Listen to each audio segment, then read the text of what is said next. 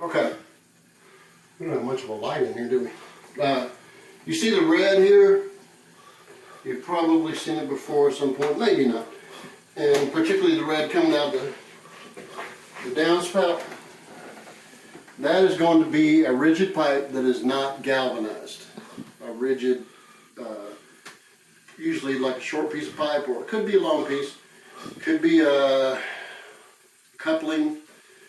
You know, they didn't have what they needed, so they went ahead and put in black iron because that's what they had. That's what it does.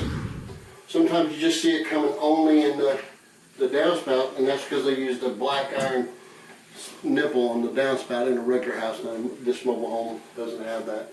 But if you notice, it's got rust coming out of there. It's got rust in the sinks, in the other shower. So we've got it somewhere in the main side. It seems like the hot water side has the majority of the rust. So what we're going to do is open up the access to the water heater and see if we can see it there. If not, we're going to have to track it down inside all the piping underneath the house and see if we can find that one piece of rigid pipe that is not galvanized. So you don't put black iron rigid pipe on water supply because you end up with that. You don't put galvanized on gas because there's a galvanic reaction with the gas. Or so they say. I've not seen it, but that's what they say.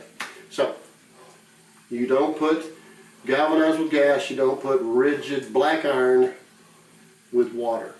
Right? And I'll let you, whenever I find the piece that's causing the problem, well, I'll show you that. In the meantime, see ya.